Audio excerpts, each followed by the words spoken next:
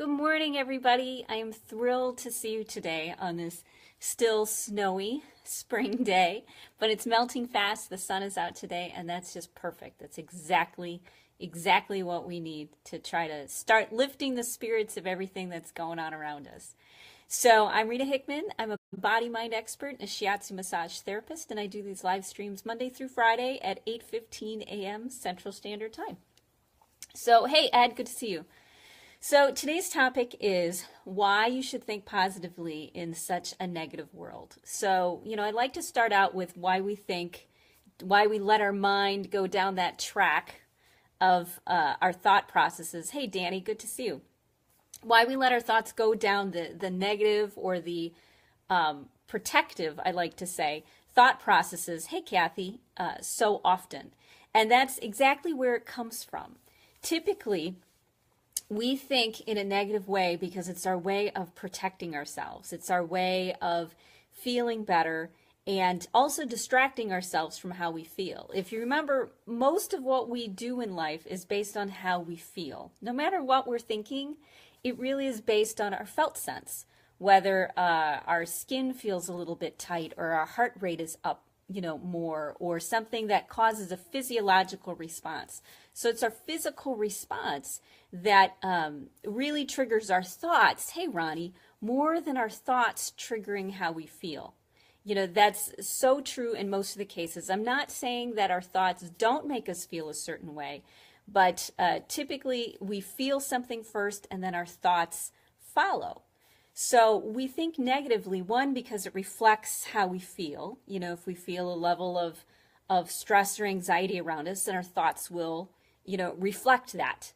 It's like a mirror. We also think negatively. Hey, Safia. We also think negatively because it protects us. If we look out at the world with a jaded eye, with feeling that everybody's out to get us and a little bit of paranoia and a little bit of negativity, what happens is that gives us some safety. It keeps us a little more objective and in our head, and we think that we'll be able to problem solve things better. Hey, Martin. But the challenge is when we're in a felt sense of stress or discomfort, our rational mind checks out and our limbic system takes over. And so our thoughts, even though we believe our negative thinking is protecting us, it makes us feel more protected. It makes us feel safer. In the long run, it really doesn't, because the thing about negative thoughts is they compound how we feel. We take how we feel and we bring our thoughts into alignment with that. And so it's like magnified, times 10 it sometimes feels. And that's why it's so difficult for people to change how they feel just by changing their mind, because you're already feeling a certain way. And if you're trying to change how you feel by changing your mind, hey, Svalin, you're going to feel really frustrated and disappointed and aggravated, and you're going to end up reaching for the nearest thing that will make you feel better, whether it be pharmaceuticals, legal or illegal, whether it be alcohol, whether it be food, sugar, cheese. It doesn't matter. We're going to be reaching for the thing that makes us feel better because that's the core. So why should we think positively then in such a negative world that we live in? Hey, Annette. Because from what I just said, our thoughts compound how we feel. And the worse we feel, you and I both know, the harder it is to do something different. Because when we feel flooded and overwhelmed by something, we end up either getting into fights with people, we lose our rationality, we can't think or problem solve our way out of the paper bag. We end up feeling paralyzed, or our nervous system shuts down because it's flooded or overwhelmed. Maybe we'll make choices which are not in our best interests and will just make things worse. And so when we feel uncomfortable, when you think negatively, even though it's natural and normal, you're trying to protect yourself, it reflects how you feel, you are distracting yourself by going into your head and obsessing about something so you don't feel what's really going on. That's so natural and so normal. It's what we all do. But as you start to widen your thoughts and widen your thinking, you'll realize that what positive thoughts do is they help break the pain cycle. They help, hey Doug, they help get in the way of the signals which are causing you to feel the way that you do. So let's look at it from a physiological perspective. Something happens and you get flooded by emotion, okay? Now, if you think negatively, your body will continue to flood you with that emotion. It'll continue to overwhelm you, and you're going to be stuck. You're going to be spinning your wheels, not getting anywhere, and your life is going to start to spiral down. Whereas if you think positively, it won't necessarily make you feel better. But what it will do, hey Sherry, what it will do is it will help you break the pain cycle so that the chemicals, the flood of chemicals that are in your body are allowed to pass naturally. You're allowed to pee them out or sweat them out or cry them out, whatever it may be. They're allowed to detox into your system because you don't keep re-releasing them with your thoughts. So even though positive thinking will not be the magic pill to make you feel better, what it will do is it will give your body a chance to ride the wave of how you feel and let it go and get back into your rational mind. Because when you're stressed, believe it or not, you are not able to problem solve very well. As clear as your thoughts may seem, as crystal laser sharp as they come across to you, you are obsessing about 2, 3, or 4 thoughts. And they're going around and round, and you're dissecting them. And you're not able to see a bigger picture. You're not able to see more of what's going on and to actually make better decisions.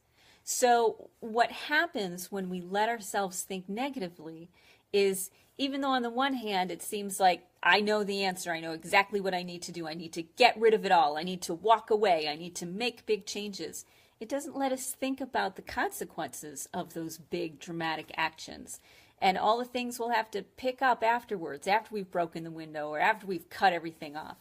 I remember watching a Tony Robbins video, and he confronted a woman in the audience about breaking up with her boyfriend on the phone in the middle of, let's say 5,000 people in this auditorium. And he kind of, he pushed her and encouraged her and bullied her a little bit, kind of called her a coward. And didn't really put her in a position where she felt that she would lose face, that she that she would be making a big mistake in public if she didn't call her boyfriend right then and break up with him. And so she did. She was under all of this stress, and that seemed like the right thing to do, and I'm going to do it, and she did. She broke up with him over the phone on this video, After the fact, they're talking with her, and she's like, yeah, I did that, and now I called my boyfriend up, and now I'm trying to repair the relationship and fix these things, because it seemed like the thing I had to do right then. But on the backside, I had all of these consequences I had to face and issues I needed to address because I acted in such a thoughtless or presumptuous way. So when we're under stress, negative thinking encourages us to make very reckless, rash decisions that we have to make up for later on. But what positive thinking does is it allows the chemicals to come and allows them to go, so that when you do make your decision, it's coming from a place of rationality, of reality, where you've got your whole brain online, your whole system online. You aren't checked out, responding from a place of past fear or hurt or anger or misunderstanding. You're actually behaving and acting from a place of wisdom. And when you respond or react from a place of wisdom, then your life starts to spiral up and not down. So why should you think positively in such a negative world?